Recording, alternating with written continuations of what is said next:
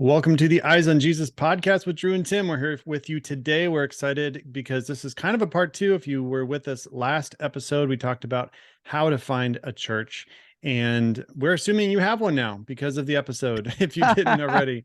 And so now we're going to talk about when to leave a church, not the church you just found because you want to stay there, Right. but when would you leave a church, dumb reasons to leave a church, and when you actually should.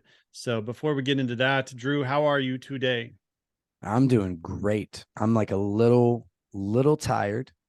All right. But it's the end of the week. I'm ready to push into the weekend. Great message planned for this Sunday. We're going to be talking about who's the GOAT.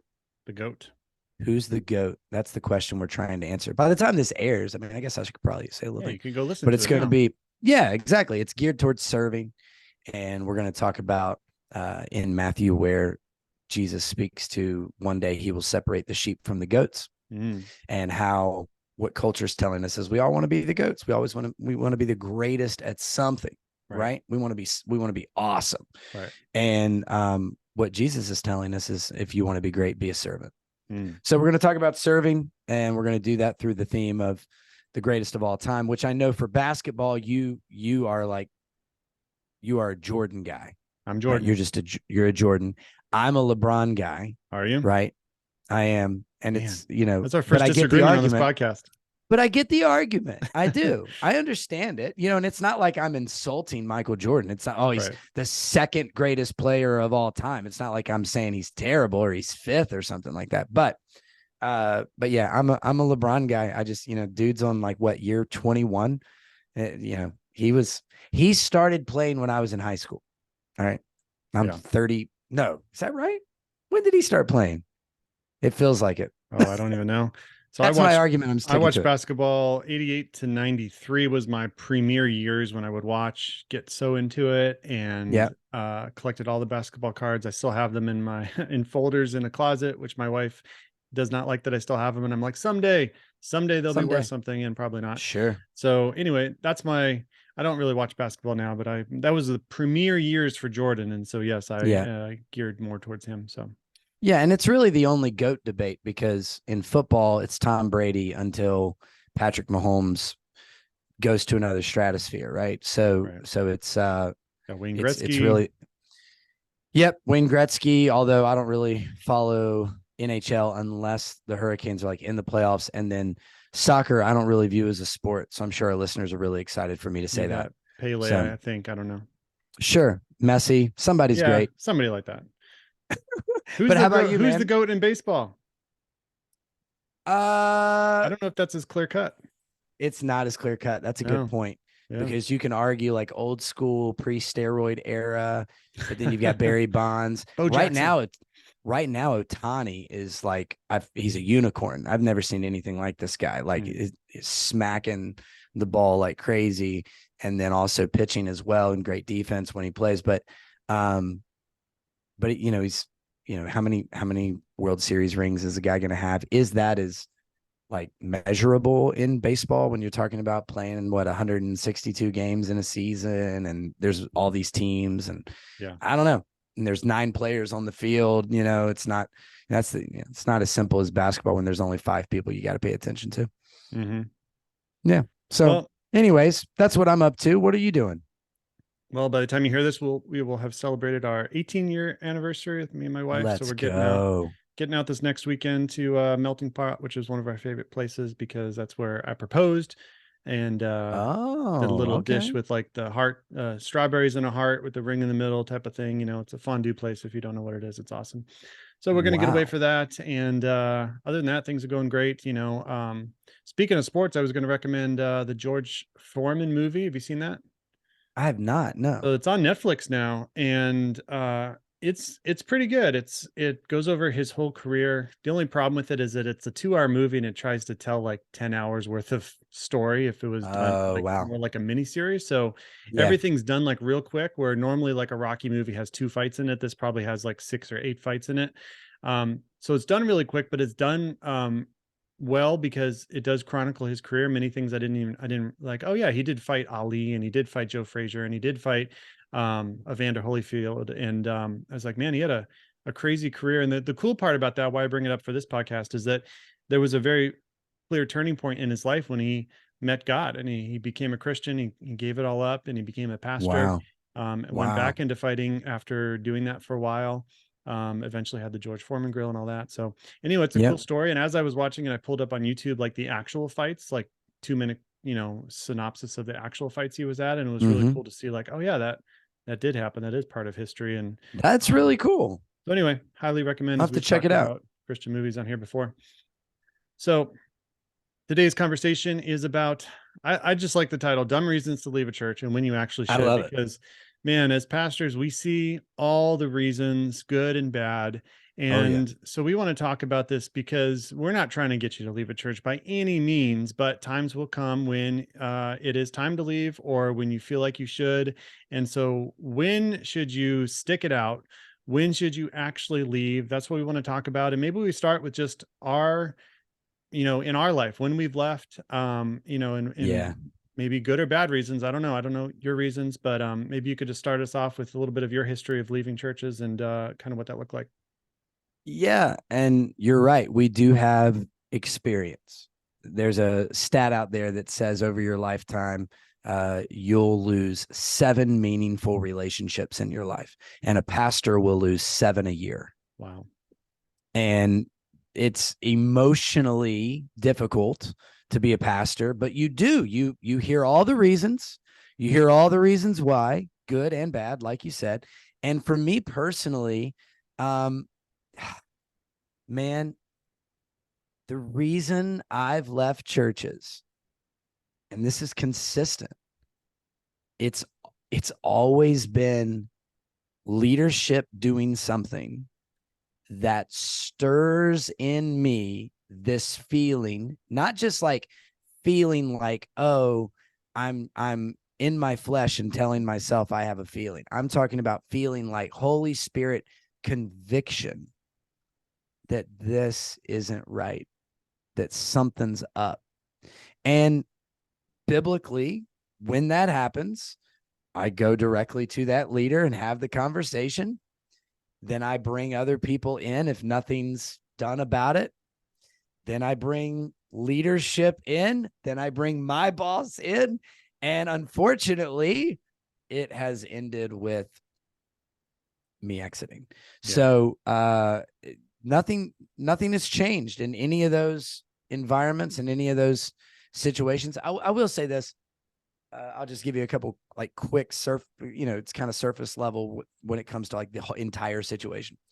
But the first church I left, I really didn't want to leave. It was a great situation. I love the people I work with, and it was awesome.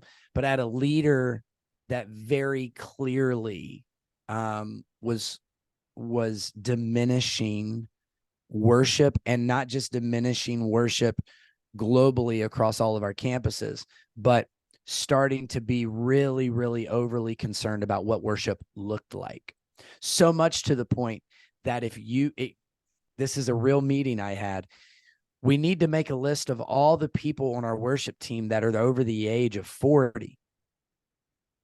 And if they're over the age of 40, we need to really ask ourselves, like, are they good and should they be on stage? Wow. And at the same time we were doing that, and literally I sat in a room, Tim, and made a list on a whiteboard with 4 other people of the people on Planning Center that were in worship that were over the age of 40. Here's what's fascinating about it. 3 of them were in my small group.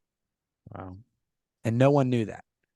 And they were like, yeah, we should probably have those conversations. And I'm like, if these 3 guys that I'm in a small group, you want me to kick them out and then go to small group with them? What? Awkward. So the Holy Spirit was like, this isn't right. At the same time we were making these lists, we were bringing in 18 to 24-year-olds with their hi-fi hipster dress, and they could play, and that was great. We were also paying them contractually. They weren't part of our church, and they had no want to be there if they weren't being paid. Yeah. Meanwhile, you have a 55-year-old who's actually like classically trained, really, really good, gives to the church, been there for 15 years. And we're like, you're old. You can't do this anymore. So we put conditions on people. And that was a big problem for me. Every other time it was, you know, uh, pastor in his marriage, pastor emotional breakdown, pastor in his marriage, pastor in his marriage. And the latest one was pastor leaves his wife, is no longer living with his wife, but they did not term it divorce. They're just living separately for like over a year, which in the state of North Carolina qualifies as divorce. Yeah. But they didn't term it divorce. And so he's just going to stay pastor. So at that point, I'm like, hey, I'm going to go to the pastor. Then I'm going to go to the pastor and the executive team. Then I'm going to go to the pastor, the executive team, and accountability board. And then I'm going to put in my notice. Yeah. Because nothing's changing. And, who would have thought that a couple months after I left, some stuff surfaced. He left the church, and a 5-campus church dropped all their campuses and went to one campus.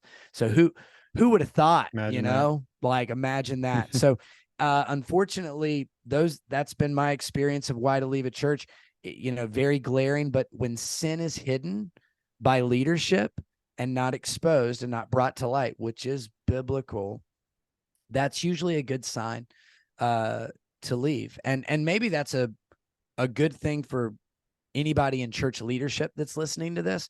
If you're asking yourself, when do I need to get out? Well, I'll just say this. If you're currently living, and I'm not saying living in sin, I'm not saying like you sin today, because we all fall short of the glory of God. Yeah. I'm saying you have a repetitive sin and lifestyle in your life that you are hiding from people and hiding from the church. Yeah. You need to leave. You need to step down. And you can do it quietly. Like if you're cheating on your spouse, please hear me in all grace. The best thing for the church, the best thing you can do, the best thing for your ministry is to step down. Yeah. And you think you'll push through this, and you think that the church will survive, and it's going to be like the Bible talks about Israel. It'll be because of your sin that Israel falls. Yeah. And I'm just saying, step down. So for me, that's been my personal experience. Yeah. It's terrible. I was just going to say, what's done in darkness will be brought to light one way or another. You can either bring it to light in a way that is accountable and for change, or it can be done in a place that is destructive and hurts many people around you. So, yep. What about you? Tell me about when you've had to leave churches. Yeah, for me, I grew up in a in a small church with my family, and so the first church that we were actually at with me and my wife as a married couple was a church we were at for probably a couple years, and then it split, it broke. There was division. People were, gaining people on this side and then other people on this side, and then ended up just shutting down almost immediately. And then the other half that was still following the pastors got absorbed into this big church. And so we tried it for a week or two, and we're just like, this isn't it. This isn't the mission we signed up for. This isn't the vibe. This isn't really where we want to be. Plus it was even further of a drive for us from where we lived. So from that, we went back to my dad's church for a bit. And again, we were there for a while, and it was a very clear, hey, this isn't God's calling us to use our giftings. It was, when I say small, it's like a dozen people, most of them family friends, like that's it. Yeah. So a small group with a pastor. It's a small group. Yeah. And so, I wanted more. And then we went to the church we're at now, which, we've been there for over 10 years and in multiple roles now, capacities, pastor now. So anyway, I don't have really too crazy of a story, other than the fact that, I try to be planted when possible. I try to stay consistent. Even in the church I'm at now, we had a rough 9-12 months without a pastor, searching for pastors, trying different ones out, and many people left. And we stayed there because we didn't felt called to leave just because it was in turmoil, just because it was change. And so that's one of the things we talk about. And these upcoming here, we're going to talk about dumb reasons to leave church. And so if you want to write these down, and we can talk about these or just go through the bullets. But the first one I wrote down, and this is not all inclusive by any means. We could write 100 of these. But these are kind of groupings, I think, for some things we've seen. First one is interpersonal conflict. This is a big one. So you get in cliques, you get in a disagreement with someone says something, who then tells their spouse, and then the spouse tells a small group, and now the whole small group knows the problem, and now it's a huge issue in the church, instead of, like you said, going to that brother or sister in Christ and hashing it out, figuring out what the problem is. We saw this recently with someone that did that same thing, and it became this big issue where if that person literally just did not tell their spouse, figured it out with their brother first, Yep. um, it would have gone away completely. And then you could have Yeah. told your spouse that you dealt with the conflict and it's resolved now. But Right. when you have interpersonal conflict that's not resolved and it becomes this like, oh, now it's weird, now it's awkward, now I don't want to actually confront it because then I lose the power to gossip about it. So I'm just going to grab some people with me and we're just going to leave the church because that person over there said this about me. They don't like the way I did this. It gets really, really destructive because that's not why Big time. we talked last week about why we go to church and the purpose of being in it and not it to be in unity, not uniformity. Right. Uniformity is looking like everyone else. Unity is Right. being there for the same common purpose, knowing that you're going to be different and not look like the person next to you necessarily. Preach that. Yep. Other than the fact that you're there for Jesus. So interpersonal conflict, it's a big one. What have you seen? Yeah.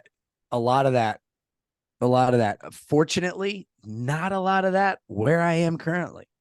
And I love that. I love that. I love that that we are, I believe we're unified. I believe that people are really behind what we're doing. And if they're not, like, they come and talk to me or they go and talk to whoever said or did whatever. Yeah. And I love that. The amount of people that when they leave a church, they leave and then want to have a conversation with the pastor is right. blows my mind. Blows my mind. What's so the point you've at that been point? hurt. Oh my gosh, there's none. But guess what? I, as the pastor, have to sit in the meetings and, go, yep, okay. Well, thanks for telling me all the ways that I didn't know that I hurt you. And now I can't do anything about it. And I can't even show you growth. And I can't even show you empathy. And I can't even show you that it matters to me. Yeah. See ya. Like, what are we doing? Yeah. So yeah, like when you, the very first time, when you go, you know what? I really didn't like that, or that hurt me. Go have a conversation about it then. Because if you hold on to it for 4 months, then you'll just leave. And then you'll get a call one day from the pastor and the pastor will be like, hey, hadn't seen you in a while. What's going on? And you'll be like, well, actually, we're going to a different church. And then he's going to be clueless. And you're going to be like, how did you not know? Because you didn't tell him. Because you never said anything. He probably asked you, how's it going? You said, fine, I'm good. God bless. Yeah. So, well, everything. I mean, that's why there's elders in the church. Yeah. That's why there's other staff members at the church. Tell somebody. Like, don't just go talk. I can't stand that stuff. And when I hear about that stuff, it gets addressed, like addressed big time. I have no problem addressing that. So, yeah. And so I've seen it light. So I use those examples as light. I've also seen it incredibly destructive. So I've seen it at churches that have like a contemporary service and a traditional service. And the traditional service talks mad smack about the contemporary service. And the contemporary service talks mad smack about the old people at the traditional service. But they're a church. They're in unity. Yeah. They're Quote, in unity. And they hate each other. They can't stand it. It's baffling to me. And then the pastor's in the middle, like super unhealthy, and no one knows why the pastor's unhealthy. It's like, well, maybe it's because there's no way to make everybody feel good, but he feels like he needs to keep everybody that's there because he certainly doesn't want to tell you not to come to church anymore. Right. So we get leaders with subdued visions because they want to make everybody happy. And, maybe that's driven through insecurity or whatever. That's a whole nother podcast episode. But for me, I've seen it as light as somebody hurt somebody's feelings and they didn't say anything. And then they end up letting that build and leave the church. And then I've seen it being so destructive that it destroys a church that's actually like, this is what's so destructive about it. You can find churches that are doing so well, like from the outside, you're like, wow, they're growing. They're doing all these things great. But inside it's so toxic and just turmoil everywhere. Yeah. And it's like, man, the potential you're missing out on because you guys don't love each other. Yeah. And so what that sometimes comes back to is we have people that claim to love Jesus but don't love people. That's right. And that's a really hard thing for me to swallow. So you love Jesus, but now you've got a standard for other people that doesn't make sense. You love Jesus, but only have grace for people who sin like you do. Yeah. Because you can hide your sin better. Right. And that stuff just makes me like incredibly irritated and ticked off, if you can't tell. And destroys people, it destroys relationships, it destroys reputations, it destroys churches. Yeah, it does. Number 2, personal preferences, dumb reasons to leave church, worship style of preaching, heating and cooling of the place, the type of coffee they serve. I mean, the list goes on and on of personal preferences. What's the worst? I'm just curious. Whether they left the church or not is irrelevant. I just want to know from a complaint standpoint, what's the worst personal preference story you have? Oh my goodness. Or maybe one of the worst ones, because if you're like me, you're like, I got 11. Right. Yeah, that's, oh man, let me think. You go. Okay. So I remember I had a lady come up to me one time. This guy came in and sat behind her. The guy who came, so here's the backstory. The guy who came in and sat behind her, for the staff members on church, we've met this guy several times. He walks through our campus, which we had at the time, we had a 77-acre campus. We had a walking trail on the campus. And this guy would always be walking through our campus. He wore like a big old green jacket. It was very clear that maybe he didn't have his life together. And I just say that because sometimes you just can tell. And he smoked. And we invited this guy to church all the time. Well, one Sunday he finally showed up and he sat behind this lady, and we'll just call her Cindy. Okay. Her name is Cindy, we'll just say. And Cindy comes to me after the service, and I thought for sure, we had a great service. I thought for sure she was going to come up and be like, worship was amazing, service was amazing, whatever. She comes up, she was like, hey, so there's a man who sat behind me, and the whole time just reeked of smoke. And I was like, okay. And she goes, well, I mean, can we do something about that? What do you want to do? I looked right at her and I was like, you want me to start telling my volunteers to smell people as they walk in? Like, I don't know what you, and she thought that was too loose of a response for something that she had a major concern about. And so, and I was like 31 at the time. I don't know that I would have been so loose about it this time, but yeah. But she goes, well, I'm glad that you think that that's funny. And I was like, it's a little comical, Cindy. It's a little comical.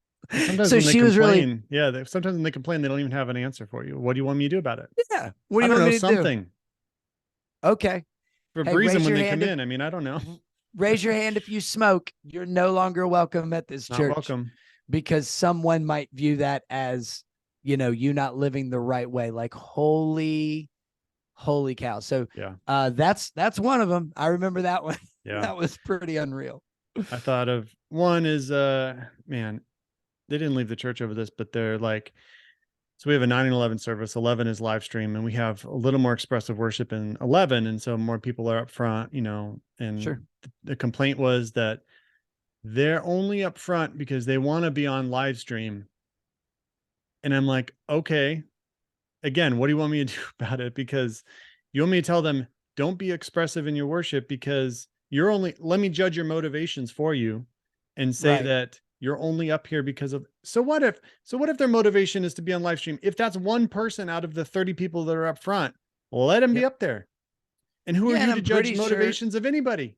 Boom. And I'm pretty sure that Jesus used people that had the wrong motivation all the time. Yeah. All the time. Totally. Like, he got in people's boats that didn't want him in the boats. And he had people casting nets for fish, even though they had fished all night and they were the fishermen. And so their motives weren't like, sure, Jesus. It was just like, dude, I'm telling you, we've fished all night, caught nothing. And with the wrong motivation, still had a blessing. Yeah. So I don't know. if we were to go biblically, I would say, one, like you said, we shouldn't judge someone's motivation. Two, sometimes the wrong motivation gets you to the place that you need to be to then reach your process and your promise and all that. But we're not preaching about that. But that's amazing. I love that. That's good. I love that someone feels that's, you know what they could do? They could get there early and go sit up front and take their seat. Yeah, exactly. That's a good fix. They're probably in the back with their arms crossed, watching everyone else worship and not entering. No, they wouldn't do just that. A hunch. I don't know. Just a hunch. All right. Number 3 is dumb reason to leave church because the church asks for money. Here's a news flash. Yep. Churches rely on your generous giving because there's no other way to support the building that you are comfortable in, where you get your coffee and where you get your air conditioning and where they pay the staff and the pastors to be able to go do the mission and vision the church has for you. It's a thing called tithing. Yeah, it's almost like everywhere, you know, I don't know about how things work in Arizona. Okay. But here, if I have an expectation of a place, the higher my expectation, usually the more it costs.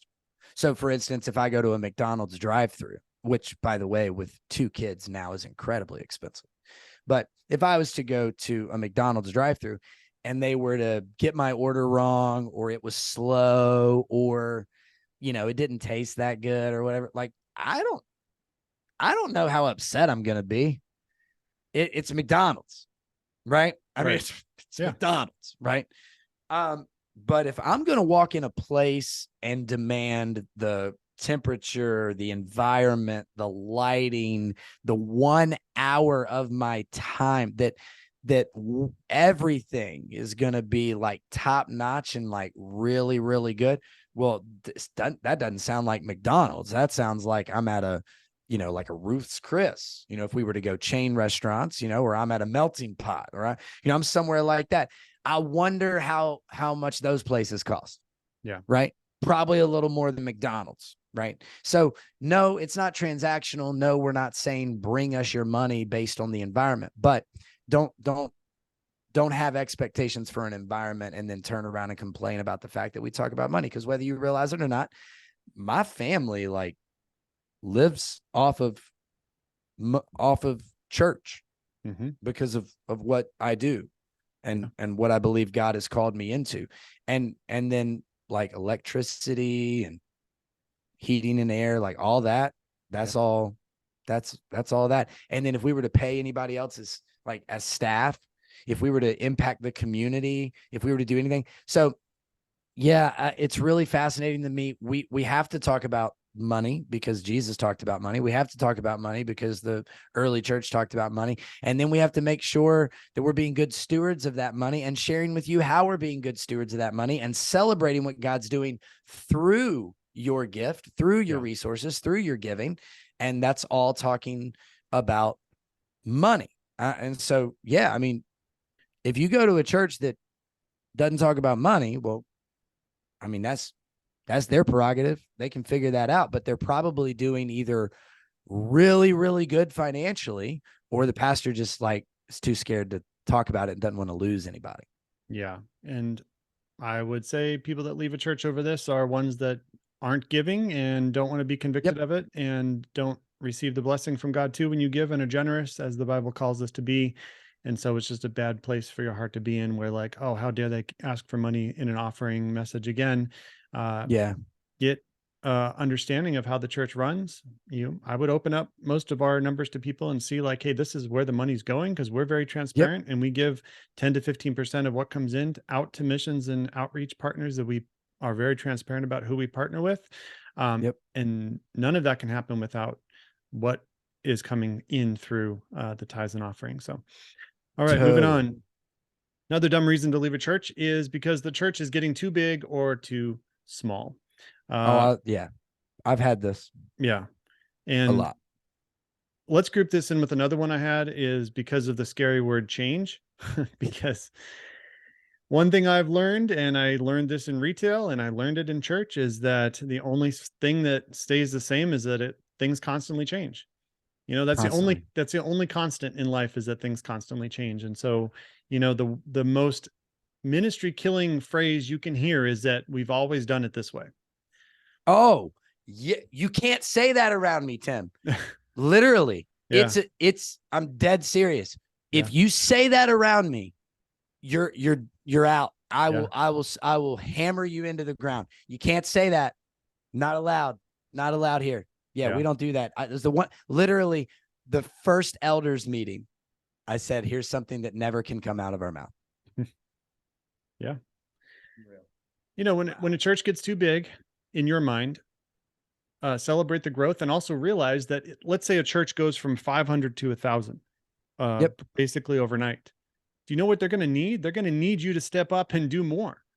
Totally. So it's a great opportunity for you to use your gifts and be plugged in instead of just looking from the side and like, oh, I loved it when I could just get my own seat and there was, 20 people in the sanctuary that holds 300 or whatever. So that's the one side of it for getting too big. Getting too small, go evangelize. It's not a Yep. bad thing. First of all, that I've known so many small churches that have just had a tremendous heart for each other and for the community. And they're just a different feel walking into a church of 50 to 80 sometimes Yep. than a church of 500, because everyone knows each other. They're here for you. They love you. And so it's almost like a good experience. So it's not necessarily a bad thing. The reasons why they're getting too big or small might come into play, but just numbers alone is what we're talking about. Just leaving a church based on this is different, this is change that I don't like. And I mean, no one likes change, but you have to embrace it, especially when you're in church, knowing that we can't always do what we did. I mean, thank God we don't sing the songs we sang in the 80s and 90s, and those are classics now. And someday we'll probably be a hymn level. We're like, oh, remember when we sang these? And Totally. so no, things have to change. It doesn't mean that we change the gospel message. It doesn't mean we change the Bible. Right. It doesn't mean we change to look like culture. We're not saying that, but change has to happen based on, I mean, social media live stream was a good example where churches had to change in 2020. Or they died. Or they died. Exactly. Or they just almost straight every up died. church had to get a live stream or you died. And that is one of the things, oh, we've never done live stream and social media is the devil. Is like, okay, live with that approach as your church dies, because if you don't change, if you don't shift to the what's expected and how people interact with you, then yeah, you're gonna get lost. Yep. Do you think the people that are upset at all the change and how like the church is growing will get to heaven and complain that there's too many people in heaven? Complain about the worship being too loud. Yeah, like We this only whole sing the worthy same is, song, holy, holy, holy. why do we keep doing this holy, holy, holy thing? You know, worthy is the Lamb. We get it. How many bridges are there? Yeah, Oh no, I'm with you. Yeah. I've been standing on my feet. You know, a pastor needs to tell us to be seated. Yeah, I don't know. I just wonder. And maybe look, maybe you're listening to this. You're like, well, Drew, that's a really extreme. It's an extreme example. Yeah, maybe. I've heard so many times people say, you know, that they don't want to be part of a big church. Well, let me ask you, what's a big church? Like a big church to me is 20,000. That's a big church. I've been in a 20,000 person church. I've been in a 38,000 person church. I've been in a 1,000 person church. And then I've started churches with 9 people, with 37 people, with 43 people. And as they grew, because all of them did, to hundreds, I always get somebody that says the church is getting too big. Yeah. What did you think we were doing here? Right. What did you think we were doing? The country club, bro. So like, I don't know what you thought I don't know what you thought they brought me in for, but you know, if you didn't have a staff opening, then everything would be going fine. Turns out everything's not going fine. And you had a staff opening and I was the one who filled it. So guess what we're going to do now? We're going to grow. You know, we're not going to say that's the goal. Growth is the byproduct of caring for people, of preaching the gospel, and in worshiping in an authentic way. If you have a church that preaches the gospel, worships in an authentic way, and has a system of care and genuinely cares for their people, not just are you available this Sunday to serve through Planning Center, which used to be the old system of care. I mean, call them during the week, text them during the week, and check in on them. And how can I pray for you? If that's what you're doing, guess what's going to happen? You're going to grow. And then you're going to leave a church that's doing it really well. Yeah. Because it just got too big and there was too much change. Yeah. You know, or you expected the staff to nail it. That's the other thing I can't stand. You know, we're growing. I'm expecting you to get everything right. Oh, okay. Yeah. Well, good. Great expectation. Right. Yeah. All right. We'll get through the rest of these quick because then we want to tell you when you actually should leave church. So Sure. the next one is because of sin in your life, hiding from accountability. So, real example, marriage is struggling. You give the couple very serious things that they need to do. They don't want to do them. They get divorced. Now, one of the couple doesn't want to come to church because they know they didn't do the thing they were supposed to. So now Right. they feel that shame, and so they don't want to actually face the light. So they just go to another Yeah. church where they don't know their history, and problem solved. Yep. Yeah. That happens more times than I can count. Yep. So don't hide from your sin, get it out in the open. So another one is that you leave the church a dumb reason because no one ever reached out to you, even though you never told them the problem. Okay. I've got a good example of this. I literally had a conversation the other day with someone who, and they might even listen to this podcast, but had a conversation with them. They were upset that they've been coming to this church for a long time, longer than me. They were here before me. They were coming to this church for a really long time. And the new person, keyword new person, the new person that was serving in guest experience couldn't even remember his name. Mm. To which I then said, oh man, well, you hope that they can do that from, time to time. Did you go introduce yourself so that mistake doesn't, happen again? No, I shouldn't have to. Oh, okay. So now we found the real reason that this is an issue, right? So yeah, names are tough. Man, I'm terrible at it. I've gone up to people. Yeah, I've gone up to people and I've tried to get so good at this. I've even gotten to the point where I've I've done the memory thing where you store it in rooms in your house. And I've done the thing where you shake someone's hand. And as soon as they tell you your name, hey, your name's Tim. Good to meet you, Tim. And you say their name back. And then they'll come next Sunday and I'll be like, yeah, I can't remember that person's name. Yeah, it happens. But I'm just very blunt about it. I'm just like, hey, I don't always do good with names. I don't know if I've met you before. And sometimes they're like, no, you've met me before. I'm like, sorry about that. Tell me your name one more time. And then I usually remember it. Yeah. Yeah. Yeah. This happened a lot in COVID where people were like, oh, no one reached out to me. And it's like, man, it's like, if we don't know you're in the hospital and you just expect us to know through social media, it's not going to happen usually because unless you're connected with somebody that knows and they tell us, like, you need to be the one to reach out. If you need prayer, ask for prayer. This has also happened where no one invites you over for dinner. No one asks you to serve.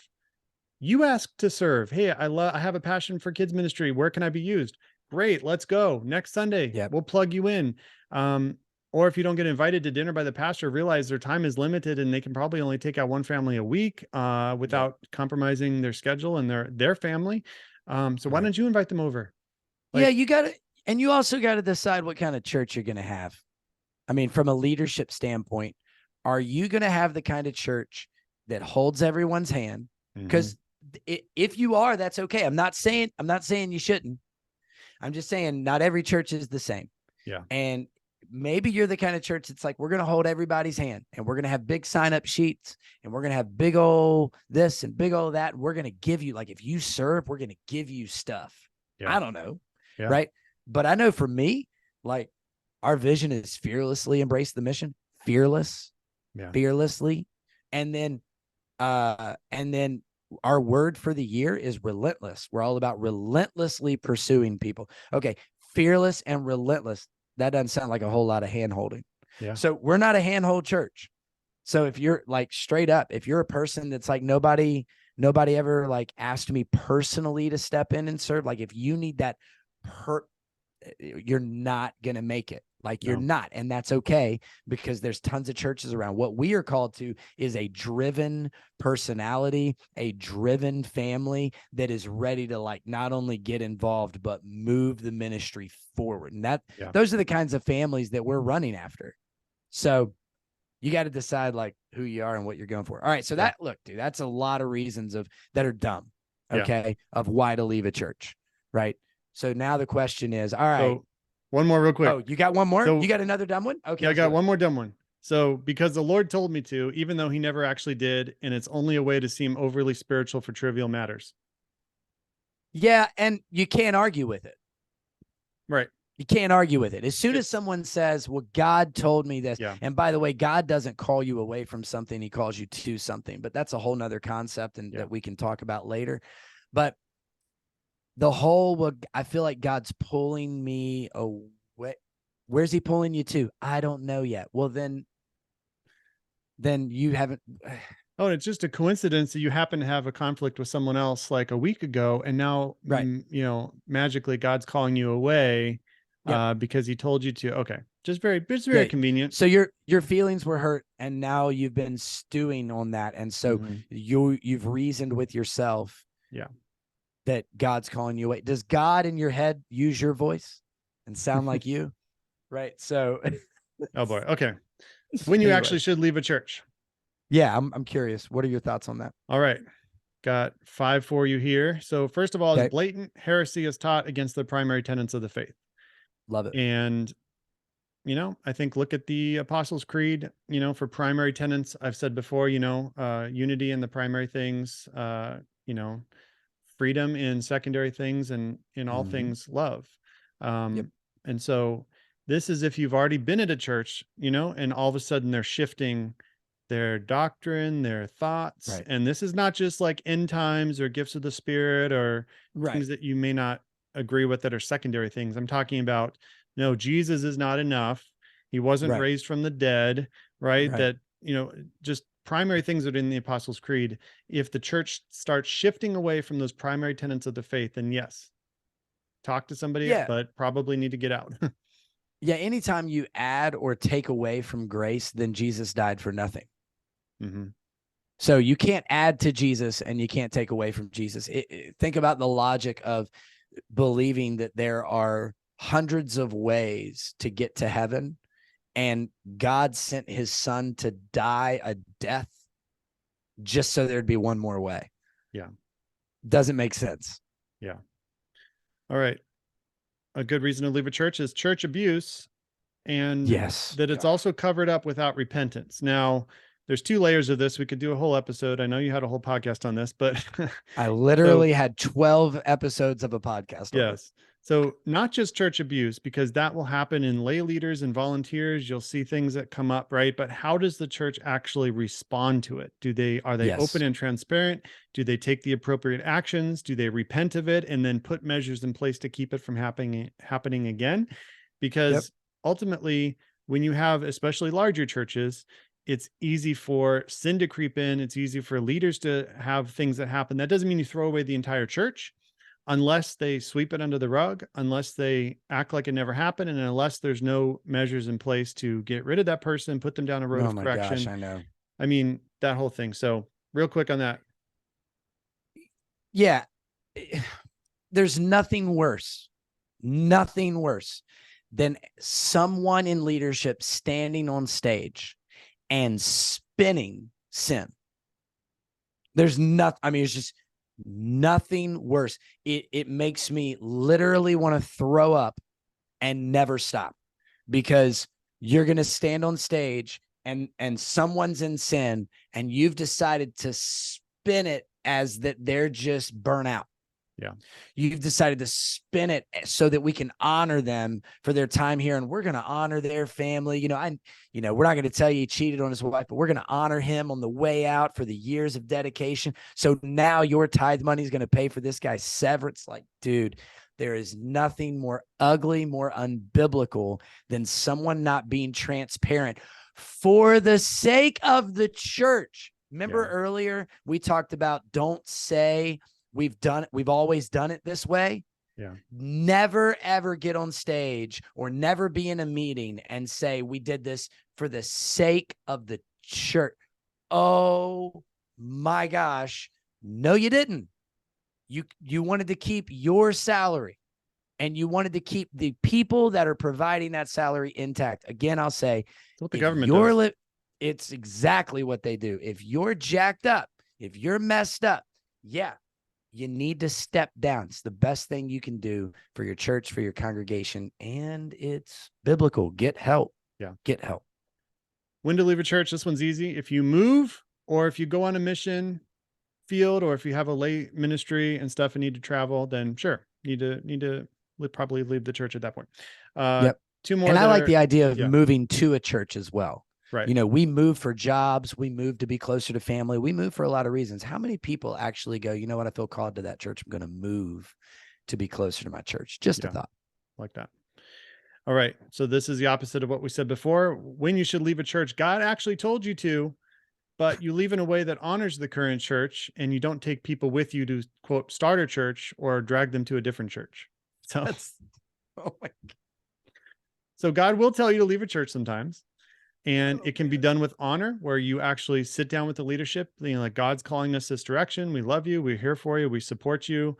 We're not talking bad about you, but this is why we're going to this church. And I've had this happen, and it can be done with grace and love, and be like, hey, you know, ultimately, if you're going to still be connected with a church somewhere and they're feeding you in different ways, then amen. More power to you. Amen. More power to you. But don't take people with you. Don't spread I'm lies also on your way bringing out. my entire Sunday school class. Yeah, just, you know, side note. We've been talking about it for months. Oh my gosh. We've been talking about it for months. That's exactly God's told all of us in the month of September to leave. Oh my gosh. Oh, no biblical precedent. God's just told us all at the same time that we're supposed to leave. And now I'm supposed to be the pastor. But God, I promise God told us to do it. Oh my goodness. Man. All right. One more here. It's terrible. Yeah. You know what's funny is when God tells you to do something and God tells someone else the complete opposite, you know? Oh yeah. And they actually conflict with each other. That's an interesting topic. But all right. A final reason to actually leave a church is your walk in Christ matures and you need deeper food. But this is also not an immediate reason to leave.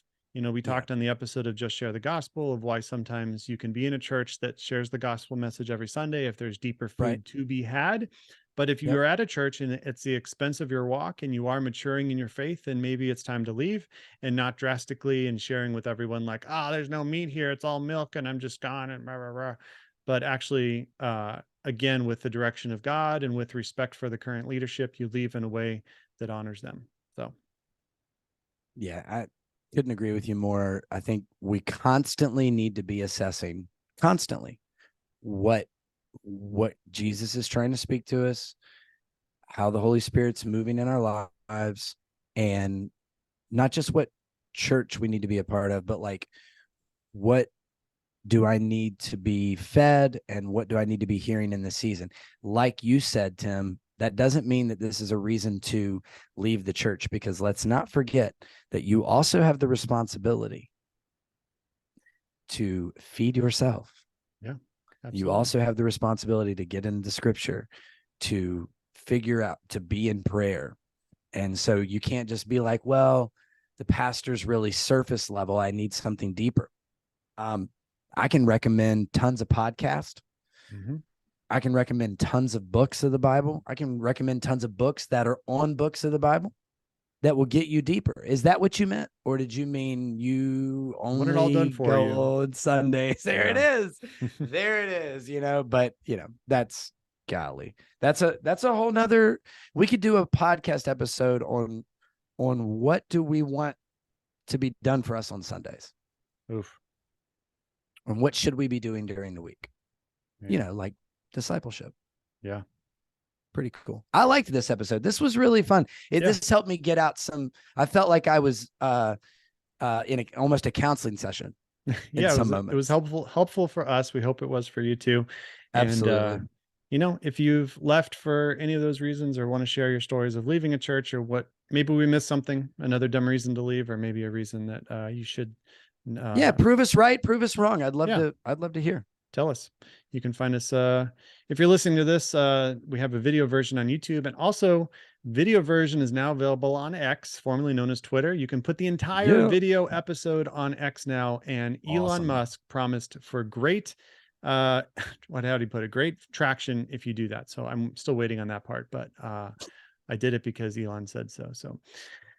Until next week, go with God, grow in discernment, keep your eyes on Jesus.